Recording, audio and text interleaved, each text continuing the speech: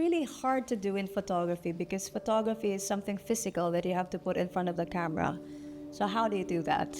And this is how I decided to sort of make a proposal of what that looked like.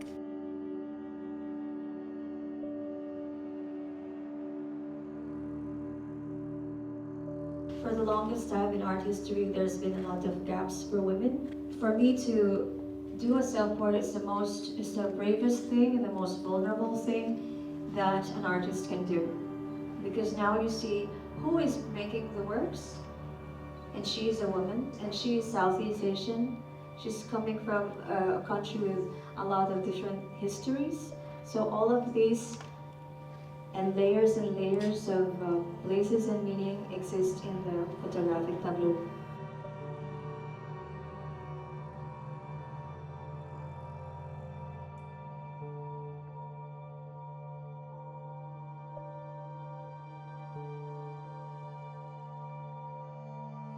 I looked at your art and you really talk about mythology and folklore. And I look at a lot of the symbolism. I've been reading Greek mythology and I really see like Athena of the tapestries that you do. I'm a geek.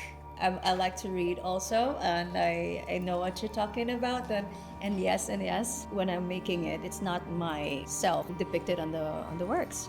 It's really what you said. It's like it becomes an embodied figure of archetypes of women that repeats again and again. There's so many of that happening in the work, and I'm happy that you recognize it. Very fascinating how you exude natural power over women. Even in your own expressions, there's a fierceness to what you have in your expressions.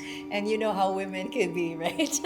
I think it is a certain power, but not in the way that we understand power to be forceful. It's really just innate, because it's the source, there's no life without that kind of capacity to create. From material to something immaterial, right? So try, this is the operative word, and it seems there is something that speaks to everyone.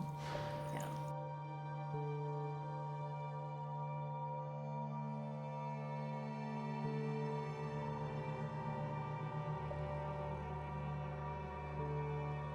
And another thing that is prevalent in my work is the use of color. It carries with it a rather deeper sense of reclaiming identity, and that identity is the heritage of many Asians. How much inspiration did you take from like Frida Kahlo? Now I don't see the brutalism that I see in like Kahlo, the kind of surrealism and the expressionism that she has. But did you take much inspiration from them? I was commissioned to do a tribute to Frida Kahlo on her 100th year. So I switched to digital because of Frida, because the colors.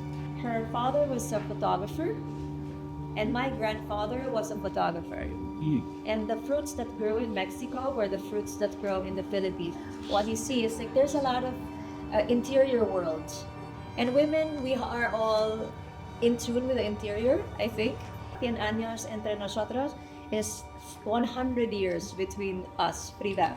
And it's still the same heart of the woman.